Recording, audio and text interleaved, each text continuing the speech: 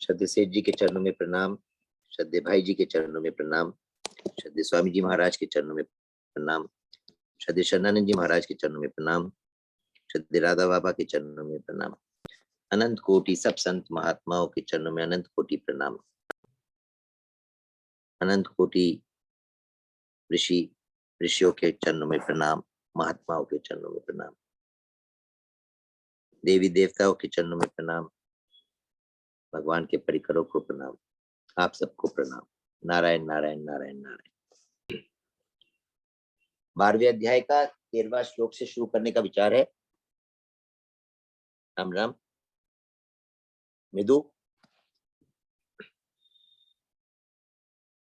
2 minute कीर्तन करना।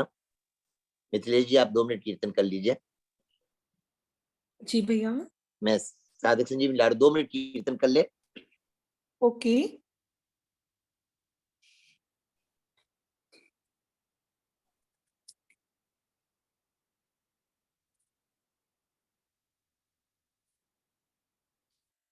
जय भगवद गीता मैया, जय भगवद गीता। हरिय कमल विहारिणी, हरिय कमल विहारिणी, सुंदर सुपुनीते, जय जय भगवद गीते। कर्म सुमर्म प्रकाशिनी, कामासक्ति हराओ मैया, कामासक्ति हरा। तत्व ज्ञान विकाशिनी, तत्व ज्ञान विकाशिनी, विद्या ब्रह्म परा, जय जय भगवद गीते।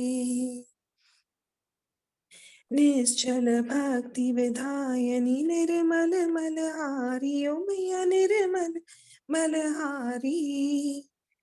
शरण रहस्य प्रदायनी, शरण रहस्य प्रदायनी, सब विधि सुखकारी, जय जय भगवद गीते। राग द्वेष विदारिणी, कारिणी मोद सदा ओ मैया, कारिणी मोद सदा। भव भयहारिणी तारिणी, भव भयहारिणी तारिणी, परमानंद प्रदा, जय जय भगवद गीते। आसुर भाव विनाशिनी, नाशिनी तम रजनी ओ मैया, नाशिनी तम रजनी।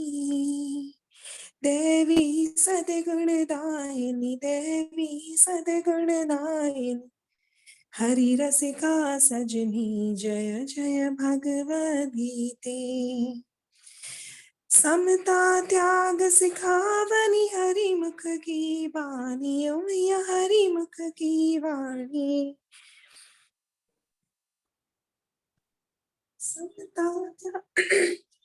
सकल शास्त्र की स्वामिनी, सकल शास्त्र की स्वामिनी, श्रुतियों की रानी, जय जय भगवद गीते। दया सुधा बरसावनी, मातु कृपा कीजिए हो मैया, मातु कृपा कीजिए। हरिपद प्रेम दान कर, हरिपद प्रेम दान कर, अपनों कर लीजिए, जय जय भगवद गीते। गीता माता की जय। गीता माता की जय। कृष्ण कन्हैया लाल की जय। नारायण नारायण नारायण नारायण। अपने ये जो गीता क्लास प्रारंभ किए थे, उसका आधार स्वामी जी महाराज, साधक संजीवनी। तो जैसे महाराज जी ने कहा था कि साधक संजीवनी जब पढ़ो तो 12वें अध्याय से शुरू करना चाहिए, कर सकते हो। हमने 12वें अध्याय का 12वां श्लोक 12 श्लोक हमने पढ़ लिया था। अब पुनः वापस हम इस क्लास को आरंभ कर रहे हैं। तो अब अपने प्रारंभ से शुरू करते हैं। हम लोग जो जुड़े हैं प्रायः गीता जी को जानना चाहते हैं, तो एक बेसिक फाउंडेशन 12वें अध्याय में जो भगवान कहते हैं कि अर्जुन के प्रश्न के उत्तर में कि जो भगवान का सगुण उपासक है, भगवान के सगुण रूप का जो उपासक है वो श्रेष्ठ है। भगवान का सगुण रूप का उपासक श्रेष्ठ इसलिए है, जब तक हमें भगवान के सगुण साकार रूप की प्राप्ति नहीं होती तब तक हमारा जन्म मरण का चक्कर खत्म नहीं होता।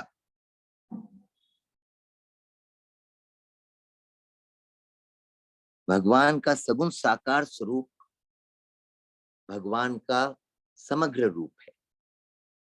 तो जब तक उस समग्र की प्राप्ति नहीं होती तब तक अपने में एक कमी रहती है। जब तक उस समग्र की प्राप्ति अर्थात सगुण साकार की प्राप्ति नहीं होती तब तक अपने में एक कमी रहती है। सगुण साकार की प्राप्ति का अर्थ क्या है? सगुण साकार की प्राप्ति का अर्थ भगवान को जानना, भगवान को देखना और भगवान के साथ जैसे हम और आप इंटरैक्शन कर रहे हैं वैसे भगवान के साथ इंटरैक्शन करना। ये भगवान के सगुण साकार को जानना हुआ, भगवान के समग्र रूप को जानना हुआ, भगवान को तत्व से जानना हुआ। 7वें अध्याय में भगवान कहते हैं कि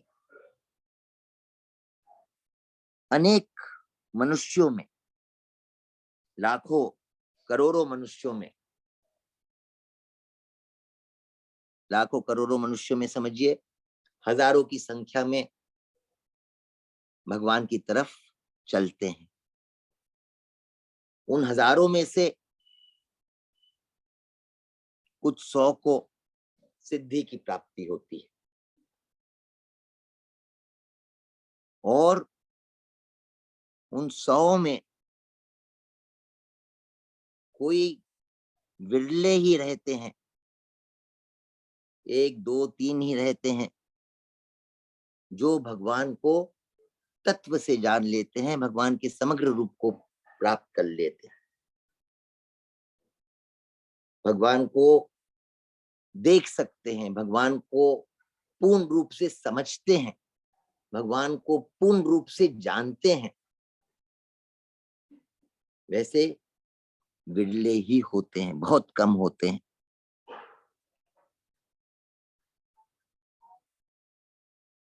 इस श्लोक का ये अर्थ नहीं है कि भगवान को तत्व से जानना बहुत कठिन है, भगवान को तत्व से जानने के लिए बहुत परिश्रम करना पड़ेगा, बहुत अभ्यास करना पड़ेगा। बिल्कुल भी नहीं। भगवान की प्राप्ति, भगवान को जानना अपने क ख ग सीखते हैं, ABC सीखते हैं, 1 2 3 सीखते हैं, उससे भी ज्यादा सुगम है। कुछ भी सीखने में परिश्रम है, कुछ भी सीखने के लिए हमें गुरु की आवश्यकता है, हमें किसी दूसरे की आवश्यकता है। और भगवान को जानने के लिए किसी भी दूसरे की आवश्यकता नहीं है, कुछ भी सीखने की आवश्यकता नहीं है। तो क ख ग 1 2 3 ABC सीखने से भी सुगम है। तब लाखों करोड़ों में 100 को सिद्धि प्राप्त हो रही है और सिद्ध होने के बाद भी, सिद्धि प्राप्त करने के बाद भी केवल 1 2 भगवान को तत्व से जान रहे हैं। इसका क्या कारण है?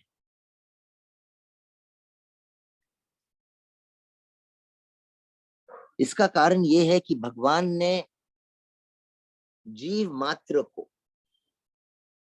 स्वतंत्रता दी है, स्वाधीन छोड़ दिया है, स्वाधीन बनाया है। स्वाधीन मतलब स्व के अधीन, मतलब केवल वो स्व के अधीन है, माने और कोई भी दूसरा पराश्रय, किसी भी दूसरे की पराधीनता उसमें नहीं है, वो पूर्ण रूप से स्वतंत्र है। तो जो ये जीव है, ये जो भी चाहता है, जो भी पाना चाहता है, जो भी जानना चाहता है, जो भी करना चाहता है, भगवान उसकी चाहना की पूर्ति के लिए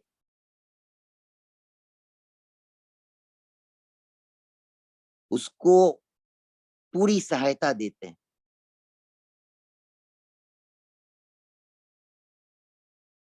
जो केवल और केवल भगवान को जानना चाहता है, केवल और केवल, और कोई भी चाहना नहीं रहती, उसको भगवान अपना समग्र रूप बहुत सुगमता से, सरलता से, जैसे एक छोटे बच्चे को माँ सिखाती है, वैसे अपना समग्र रूप उसको जना देते हैं। तो इतने लाखों करोड़ों जीवों में भगवान की तरफ चलते नहीं हैं, चलने वाले भी सिद्धि को प्राप्त कर लेते हैं, पर तत्व से नहीं जानते। क्यों? क्योंकि वो भगवान को तत्व से जानना चाहते ही नहीं। अब हम बोलेंगे जो भगवान की तरफ चलते हैं वो तो भगवान को जानना चाहते होंगे। जी, भगवान को जो जानना चाहते हैं उनको हम सिद्ध कह सकते हैं, जिनको भगवान गीता जी में जिज्ञासु भक्त कहते हैं, जो भगवान को तत्व से जानना चाहते हैं और उसके लिए वो प्रयास भी करते हैं, साधन भी करते हैं, अभ्यास भी करते हैं। तो फिर वो भगवान को जानना चाहते हैं पर तभी भी भगवान को नहीं जान पाते। सिद्धों में से भी भगवान बोल रहे हैं कि बहुत कम मुझे तत्व से जानते हैं। इसका क्या कारण हुआ? इसका कारण ये है कि जो भगवान को जानना चाहते हैं वो अल्प में संतोष कर लेते हैं, वो भगवान को अपने सामर्थ्य से जानने की कोशिश कर रहे हैं, अपनी योग्यता से उनको जानने की कोशिश कर रहे हैं। तो अपनी सामर्थ्य से भगवान को जानना संभव नहीं है। वो अपनी जब पूरी सामर्थ्य लगा देते हैं, अपनी पूरी बुद्धि लगा देते हैं, अपना पूरा विवेक लगा देते हैं, तो पूरी बुद्धि लगा के जो तत्व उनको समझ में आता है, जिस तत्व की उनको प्राप्ति होती है, वो उसी तत्व को भगवान समझ लेते हैं, उसी तत्व में वो संतुष्ट हो जाते हैं, संतोष कर लेते हैं, वहीं पे वो अटक जाते हैं। वो कौन सा तत्व है? वो भगवान का निर्गुण निराकार तत्व है। अर्जुन यही प्रश्न 12वें अध्याय के पहले श्लोक में करते हैं कि जो आपके निर्गुण निराकार तत्व की उपासना करते हैं और जो आपके सगुण साकार स्वरूप की उपासना करते हैं, दोनों में श्रेष्ठ उपासक कौन है? किसकी उपासना श्रेष्ठ है? इसलिए भगवान कहते हैं कि जो मेरे सगुण साकार की उपासना करता है वो श्रेष्ठ है, क्योंकि उसको मेरे समग्र की, मेरी प्राप्ति होती है। निर्गुण निराकार उपासक को भी भगवान की प्राप्ति होती है। निर्गुण निराकार उपासक को भी भगवान की प्राप्ति होती है, परंतु भगवान के समग्र रूप की प्राप्ति नहीं होती।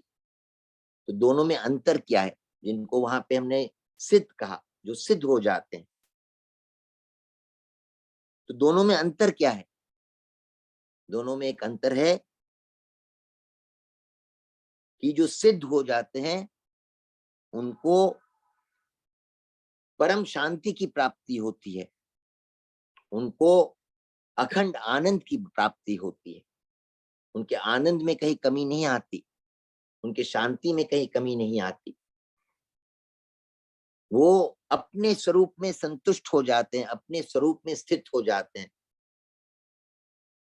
उनके कहीं पे भी कुछ हलचल नहीं होती। परंतु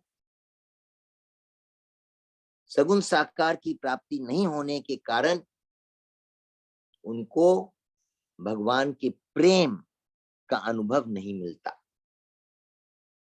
उनका आनंद अखंड रहता है, एक रूप रहता है, उनका आनंद बढ़ता नहीं रहता, उनका आनंद एक लेवल में आके, एक स्तर में आके स्थिर हो जाता है।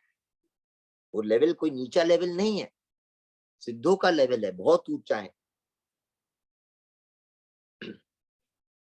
इसी आनंद की अनुभूति समाधि में होती है, पर समाधि की जो अवस्था है वो सिद्धावस्था से एक अवस्था नीचे है, इसलिए समाधि तक पहुंच के वापस समाधि से व्युत्थान हो जाता है, वापस हम अपने शरीर के लेवल में उतर जाते हैं। तो ये इंट्रोडक्शन की तरह ये बात अभी कहने में आई, विचार तो नहीं था। तो गीता जी को हमें जो पढ़ना है, ये बात महाराज जी ने हमें 12वें अध्याय से शुरू इसलिए करवाया क्योंकि गीता जी को महाराज जी कहते हैं कि दर्पण है, उसमें आप जिस भाव से उसको पढ़ेंगे, उसमें आप जिस चीज की खोज करेंगे, उसमें आपको वही चीज मिल जाएगी।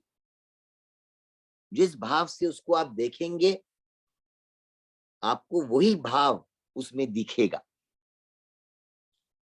तो ये जो हम क्लास कर रहे हैं, चर्चा कर रहे हैं, हम सबको ये ध्यान में रखना चाहिए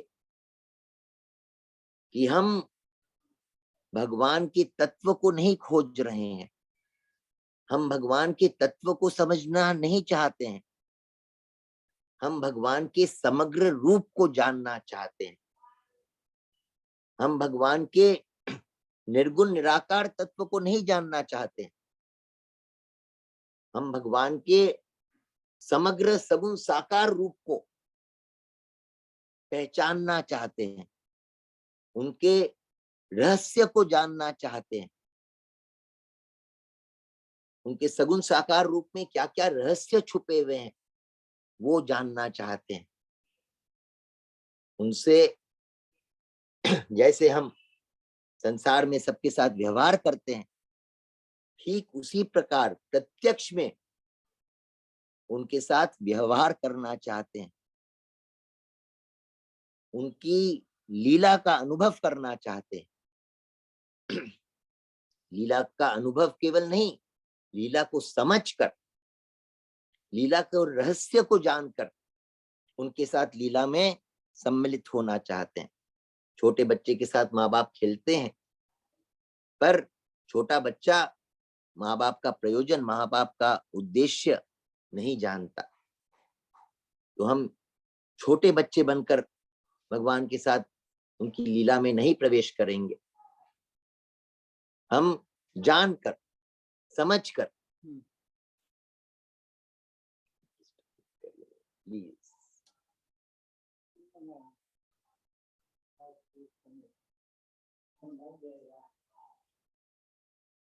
जानकर समझकर। और कौन सी लीला? ये जो संसार है ये भगवान का पहला अवतार है। ये संसार सगुण साकार रूप जो है, ये भगवान का पहला अवतार है। ये भगवान का सगुण साकार स्वरूप है।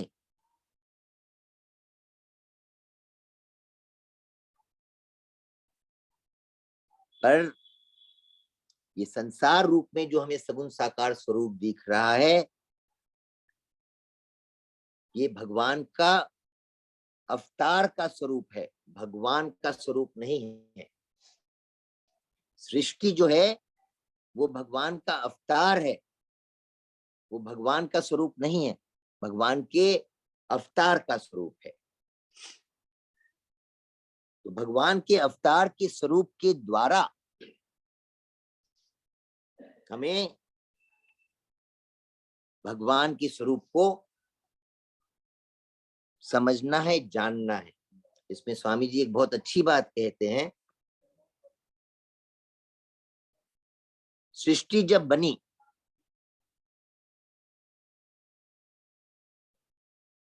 सृष्टि बनने के बाद उसमें जितने भी जीव भगवान से विमुक्त थे, बंधन में थे, मोह में थे, अज्ञान में थे, वे सब अपने स्वभाव के अनुसार अलग अलग शरीरों को धारण करके अलग अलग योनियों के द्वारा सृष्टि में आए। वे जीव जो भगवान को जान सकते थे, जानने की जिनमें सामर्थ्य थी, उनको भगवान ने मनुष्य रूप दिया, मनुष्य योनि दी।